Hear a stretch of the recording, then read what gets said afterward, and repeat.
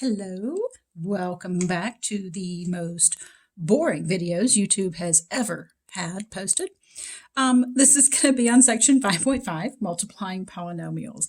Now I know that all these videos have been nothing but riveting and you guys just can't wait for the next one, and you know I'm thrilled about that. So if that's not the case, then just don't tell me that, because I'm just going to sleep at night knowing that you guys are super excited about this. Again, we're just doing the best we can given our circumstances, right, guys? All right, so to try to make this a little faster, I'm writing this out ahead of time so that I don't have to write while I'm doing things. So, okay, so we did adding and subtracting last time. So now we're going to multiply polynomials. Now, remember that to add and subtract polynomials, this was section 5.4, we only needed to combine like terms. We did not need any exponent rules. Okay. Now, earlier in chapter 5, we multiplied using exponent rules. So if we were to multiply something like this, we would multiply the 3 times 5, we get 15. We'd multiply the x squared times x to the 6th. This is the rule that says when you multiply with the same base, you add the exponents. So I made that little note up there as to how I got that. Now, something else to remember is the distributive property.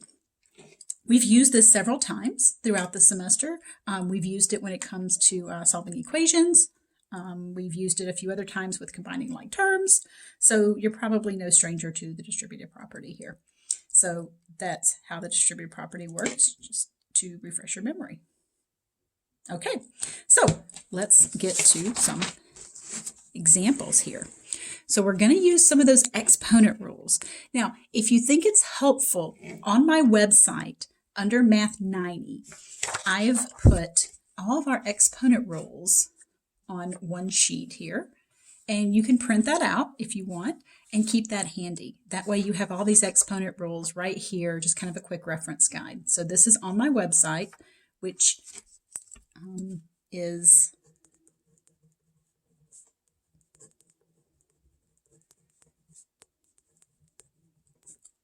terrastamps.com. So that's my website. If you click on Math 90, you'll see that there is a link for the exponent rules formula sheet, and you can just print this out and use it, because I'm going to refer to it, as we go along. All right, so let's start off with multiplying polynomials. We're going to do this in phases. Okay, so we're going to do this first by multiplying one term by multiple terms. Now you'll remember back in, what was it, 5.3, I guess, when we talked about one term being a monomial, 3 terms being a trinomial. So, if you want the super sexy name for this, it is a monomial times a trinomial. So, all right. So this distributed process, we're going to multiply that 2x squared times all these terms. You could do this in your head, right? I totally believe that you could. But just in case, I went ahead and wrote out all the steps. So let's just cover this up a little bit. I'm going to multiply this 2x squared times every one of these 3 terms. So I wrote out all of those steps. And I just put a little red box around this just to show you I'm multiplying it times 3x squared. I'm multiplying this by 5x, and then I'm multiplying it by that 4. I made a mistake right there. That should have been a minus right there. So, all right, now we have to multiply each one of these pairs. That's where our exponent laws are going to come in. So in order to multiply these two together, I multiply the coefficients. 2 times 3 is 6, and I add the exponents. That is utilizing this rule right here. When you multiply with the same base, you add the exponents. All right, so this one, multiply the coefficients. 2 times 5 is 10. Multiply these, so you add the exponents. Remember, there's an understood 1 right there on that x for that exponent. So that's 2 plus 1 is 3.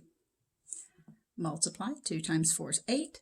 X squared, there's no x variable part to there. I mean, if you wanted to write x to the 0, you could, but now we end up with these 3 terms. These are not like terms, so I cannot combine any of those. Now, don't try to combine like terms up here. You do have to multiply before you can add or subtract. Combining like terms is adding and subtracting. So you're going to want to multiply first, which is what we did. And now we have no like terms. So that's as far as we can go as far as simplifying our answer. So I said multiply. Probably should say multiply and simplify. All right, so I put a little note down here as to which one of these exponent rules that I was using. Okay, so let's move down here to this one. This is a good opportunity to pause the video and see if you can multiply through by that -6 and simplify it a little bit. Okay, so we're going to multiply this -6 by every one of these three terms. Again, I wrote out that -6 each time, and then I'm going to multiply these pairs together. Don't try to combine any like terms just yet. So in multiplying them, I'm going to get -6y to the 5th. Here, that -6 times 8, that would be a -48. But because of this minus sign, this subtraction sign, that's subtracting -48, which we rewrite into addition. You could have gotten that from the beginning here and said that negative times that negative will give you a positive. And then similarly, that -6 times -2 is a positive 12. The three terms we have left are not like terms, so we cannot combine them. So that's as far as we can go as far as simplifying goes. All right. Let's go to the next one here.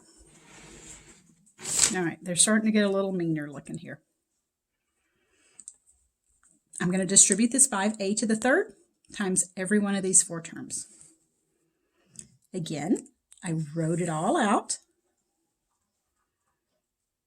If you want to pause the video and multiply each one of these pairs together, we're going to multiply the coefficients together and we're going to add the exponents.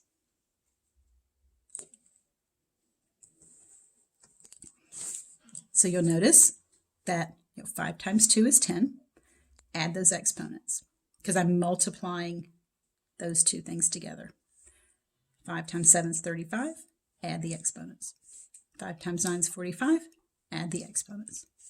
5 times 1 is 5. And then the a cubed is the only thing. None of these are like terms, so there's nothing that we can simplify. That's as far as we can take it. Okay, so pause the video and see if you can distribute this one out. This one's a little nicer.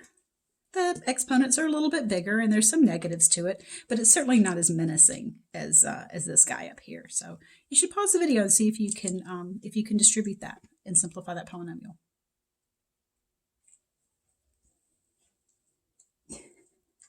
So whenever I stop talking and it gets really quiet here, you can hear my dog licking herself. Lucy, stop. Stop. Take that somewhere else. That's what I want on my videos. Fantastic. Anyway, so multiply. I'm going to skip the step of writing out this red stuff now. Okay, so maybe we're a little bit more. Now she's just, she's shaking because she's exhausted from all that licking. So we've got -3 times +1 is -3. Add the exponents. -3 times -9 is +27. Add the exponents. Okay. So remember, we're multiplying the coefficients, we're adding the exponents. Now, be very careful with this. Remember, when we multiply with the same base, we add the exponents. We don't multiply the exponents. Don't do 4 times 7 is 28. That would be this rule, number 4 here. If you have a power raised to a power, then you multiply the exponents. We're using this rule number 2 here. So make sure you're using this exponent rule and not this one. I know it's really tempting. It's really hard to say, okay, I'm going to multiply these together, so I need to add. But that's how exponents work. All right, so let's go on. Example 2. This one is going to be multiplying a binomial times a binomial. Okay. So I color-coded these so that you could see how I'm going to distribute this out. Okay. I'm going to distribute this x, that's the red arrows, and I'm going to distribute the 2. So I'm ultimately going to have 4 terms. Okay, so look at my color scheme here.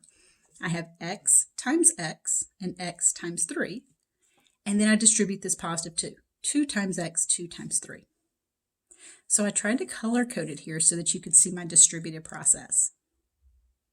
Then multiplying each pair together, I get x squared, 3x. You could write x3 typically. We put the coefficient first and then the variable. 2x and 2 times 3 is 6. These are like terms. So I can combine those together. That's going to give me 5x. Don't put 5x squared. I'm not multiplying them. If you multiplied it, then you would get x squared.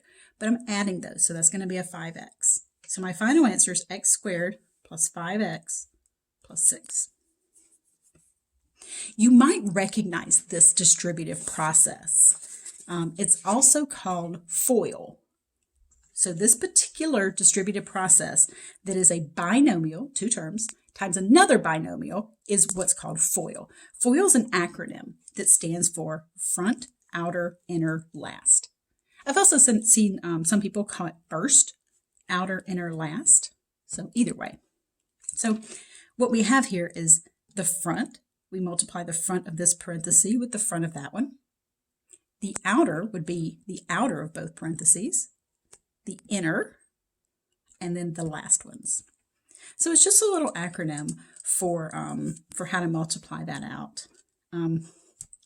I drew this because a long time ago, when I used to teach, I taught 9th grade algebra, and I drew the distributing this way one time. And one of my 9th graders said it looked like a happy tomato. So it does kind of look like a happy little tomato. Look at it. So yeah, it's the happy tomato method. I'm not particularly a fan of FOIL. I don't like calling it FOIL because it is very specific. It only works on 2 terms multiplied by 2 terms. I prefer just to call it the distributive property. Why give it a special name? It's not all that special, but hey, if it helps you remember it, I'm all for it. So this is discussed further in section 5.6. That section is devoted strictly to FOIL. It gets its own supersection. Now, I'm not going to cover 5.6 because it's the exact same stuff that we're doing here. It just uses this particular method. You can pick FOIL or the distributive property. Whichever one you want to do works. Okay? So you don't have to pick your favorite, or you do have to pick your favorite and roll with it. You won't be forced to use FOIL. Okay? So let's move on to another one then. So if we start multiplying this out, again, I prefer to call it the distributive process. So I'm going to distribute that x, and then I'm going to distribute that 7. Again, color coding here for your viewing pleasure. We've got that x times minus 5, 7 times x, 7 times minus 5, and then multiplying these pairs. We get x squared minus 5x plus 7x minus 35. Again, this is the same thing. x5 is the same as 5x. We typically rewrite it to where the coefficient is first. And we can do that by something called the commutative property of multiplication, just in case you need to know the official terminology of it. We have a couple of like terms. We've got a minus 5x and a plus 7x. If I combine those, I get a 2x. So there's my final multiplied answer. Now, just in case this isn't, an incredible amount of fun here, I'm sure it is. So in chapter 6, we go backwards. We take this kind of expression and we factor it. We take it back to these parentheses. So it's really important that you guys understand how to multiply these out, because that's going to help you in chapter 6 when we take this process backwards and we break it back down into its factors. Okay, so let's look at another one. You should pause the video and see if you can multiply this out here.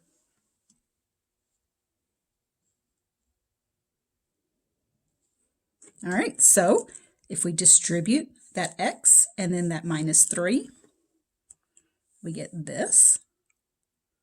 Now, I did write out all of those signs, so I hope that's not confusing to you.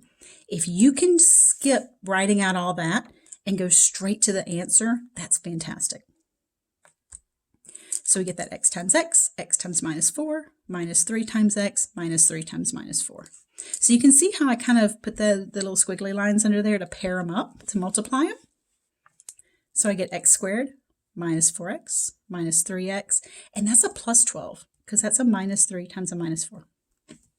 These are like terms. So minus 4 minus 3 is minus 7. And so there's my final answer. All right. Let's keep going. How much more do we have here? Oh, not too much. We could probably make this in one video, right? You guys aren't, I'm not losing you. You guys are still good. We're hanging in there, right? We're enjoying math as best we can. All right. We're distributing again. We can still use FOIL because it's 2 terms by 2 terms. Again, keeping that color scheme going there for you. If I distribute that out, we're about to get the next stuff. You can pause the video, try to do it on your own. Don't just watch me. You cannot learn by just watching. You actually have to practice. And I know it's tough without somebody hovered over you being like, do this. But just pretend that I'm hovered over you. Do it. Okay, so multiplying this out with the distributive process, or FOIL, whichever one you're most comfortable with, we get this. Grouping those pairs together and multiplying them out, we get 10 by multiplying the coefficients, y squared. Negative 5 times 1 is negative 5. Add the exponents. 3 times 2 is 6. And then 3y cubed. None of these are like terms, so that's as far as we can go. Okay, so let's look at this one. This one looks a little menacing because we have that 7 on the outside. It's okay. I'm just going to FOIL or distribute out the stuff in the brackets. And then my last step is going to be multiplying by 7. Okay? So I'm just adding one additional step to it. It's cool. We got this. So distributing all this stuff out. Again, color-coded here for your viewing pleasure. So we get these terms when I multiply all this out. Remember, we're going to pair them up. Add the exponents, multiply the coefficients. So that's going to be an x to the 5th. That's going to be a 5, x to the 3rd, 2 plus 1. Minus 3, x to the 3rd, minus 3 times 5, x comes down.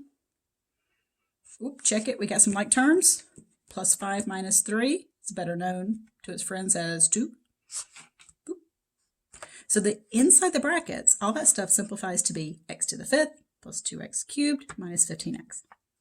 Now I just have to distribute that 7. I just drew the arrows down here because I didn't want to clutter up this stuff up here by drawing them on the top.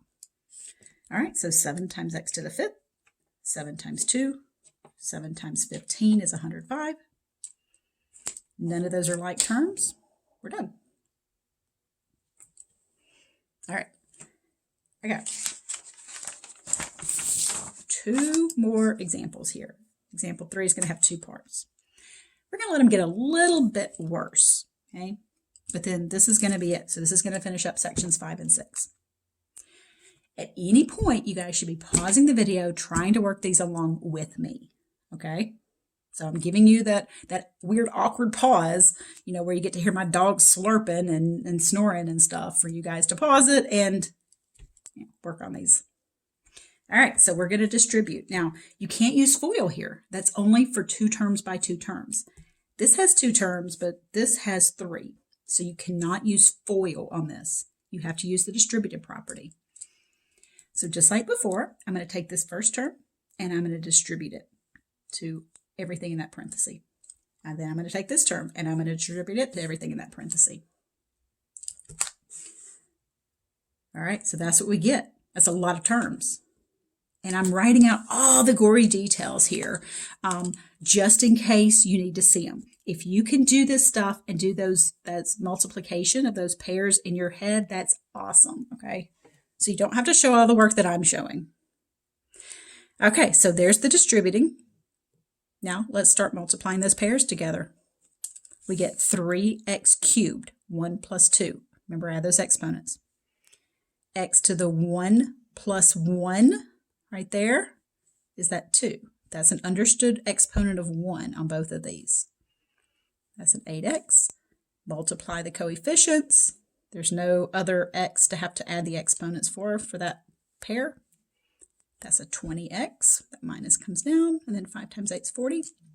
All right, so let's find our like terms. We have a couple of pairs of like terms. We've got x squared like terms, and we have x like terms.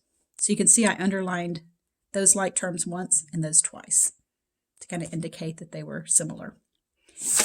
Combining those like terms, I get 3x cubed. Combining the x squares, I get 11 because negative 4 plus 15. 8 minus 20 is negative 12.